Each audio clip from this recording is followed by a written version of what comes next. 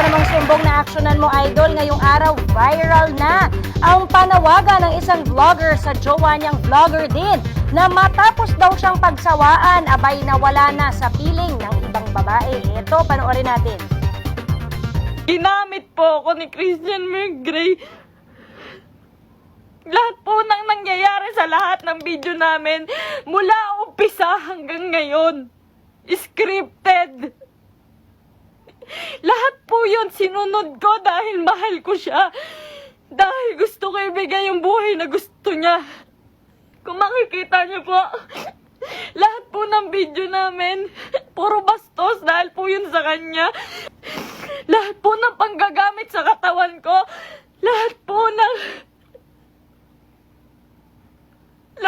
pagpapakita ng kung ano sa katawan ko, siya po ang may gusto nun.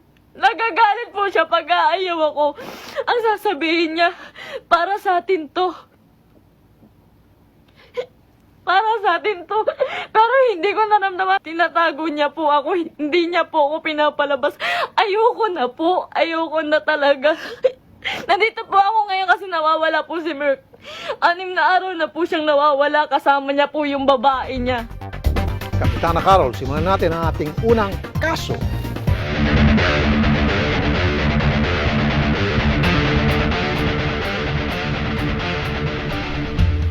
Makakausap po natin si Miss KP Namindang, aka Makaganda.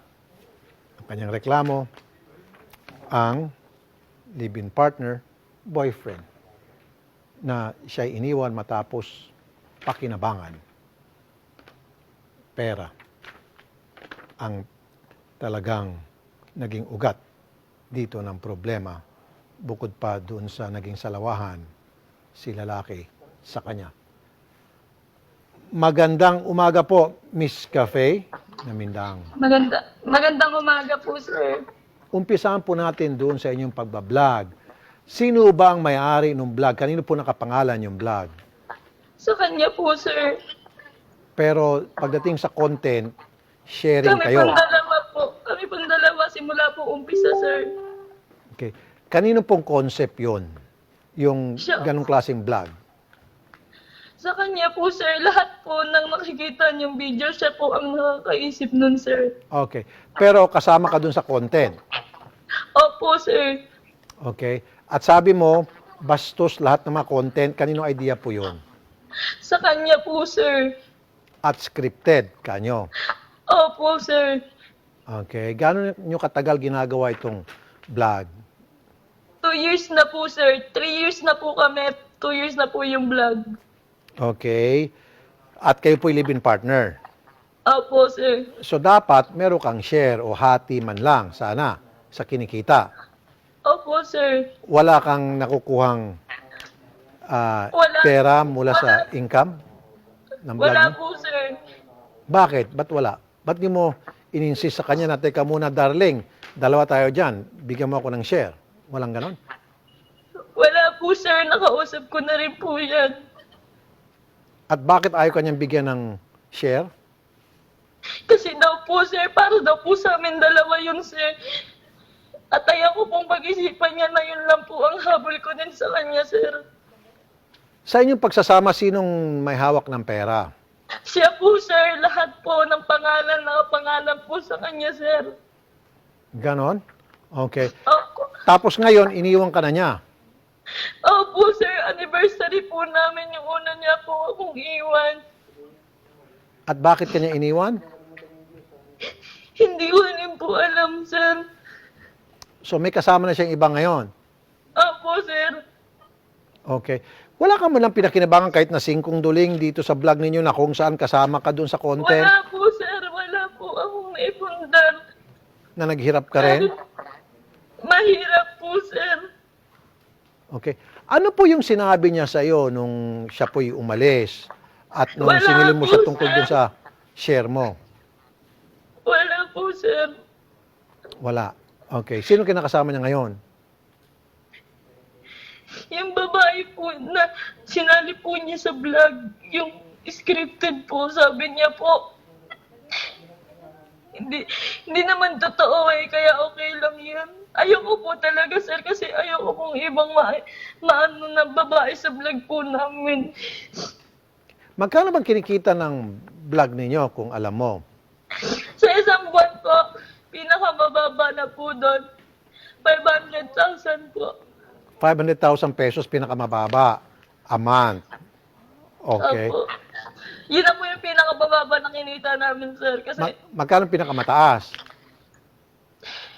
abot po ng 1,000,000 lagpas po.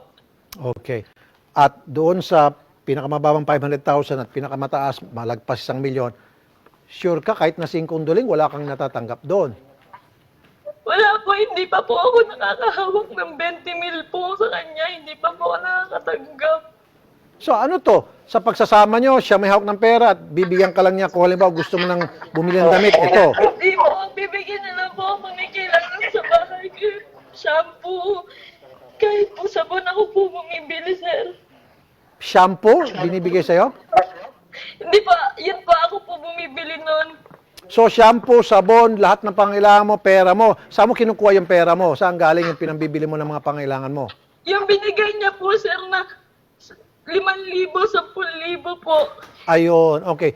So meron siyang binibigay na pera. Yun lang nga lang, sobrang liit. 5,000 hanggang 10,000 kada buwan.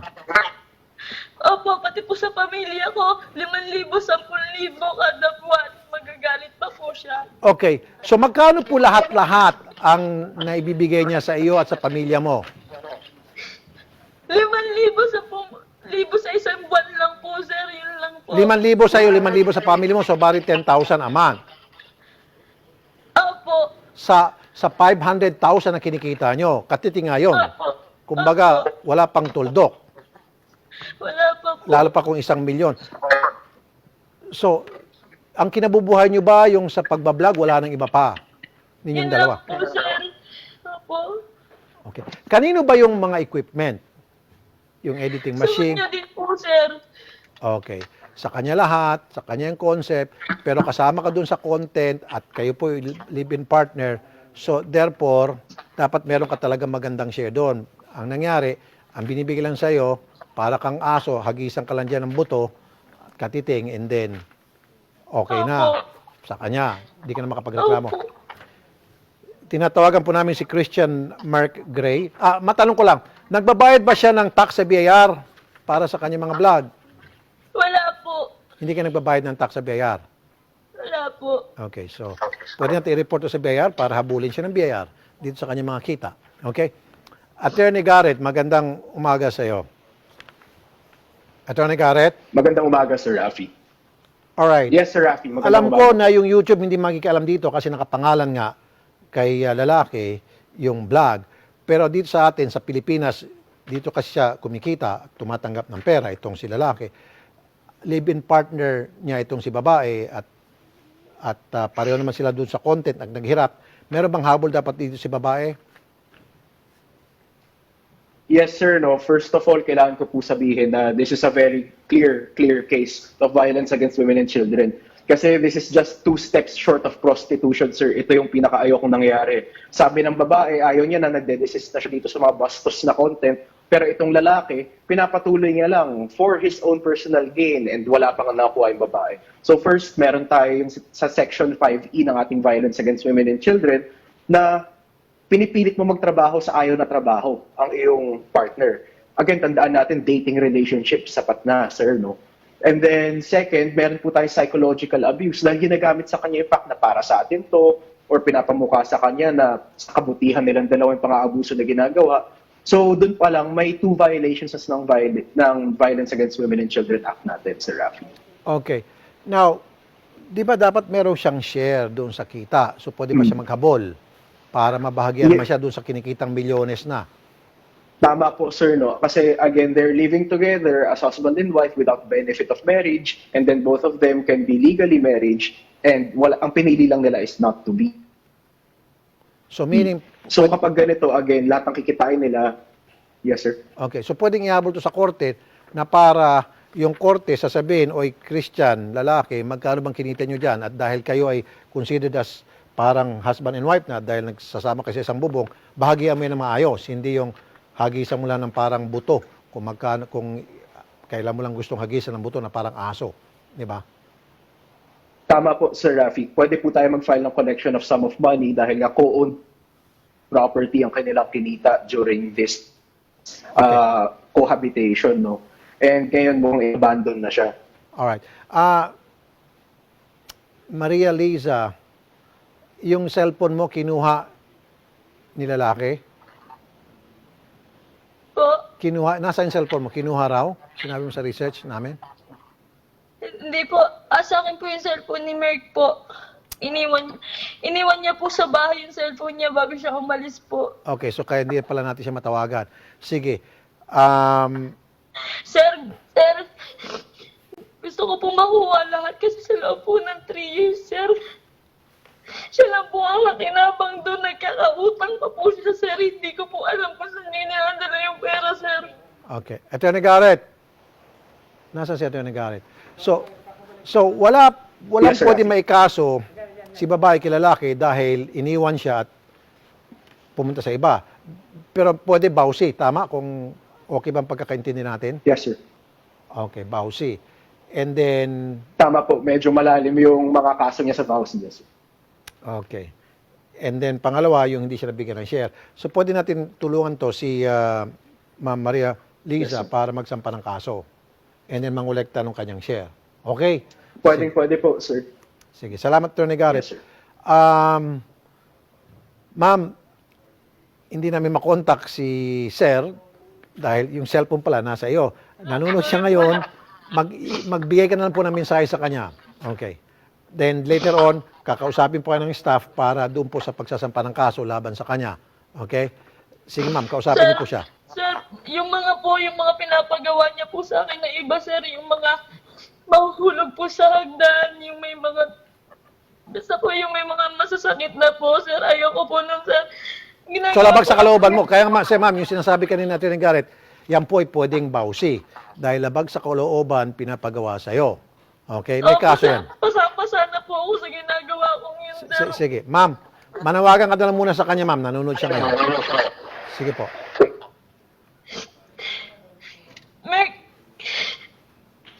pwede mo naman sana akong kausapin eh. Papatawarin naman kita eh.